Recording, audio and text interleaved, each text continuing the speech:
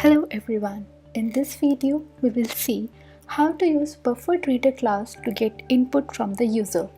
This class is used to read text from a character-based input stream. We will create its object first. BufferedReader input data equal to new BufferedReader, and we will pass the object of new input stream reader. Now, if you want to read data from a file, instead of new input stream reader, you have to pass the object of new file reader. So you can read text from a file.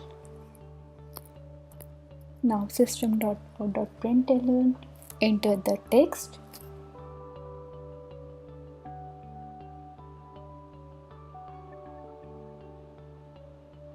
String type of variable to store the data, string text.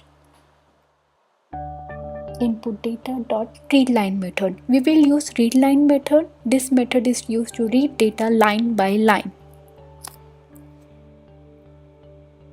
Now system.out.println to show the output.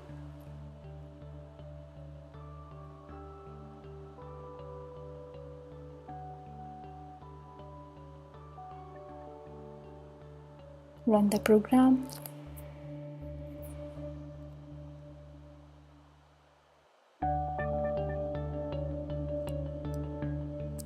Enter the text, pass any input value.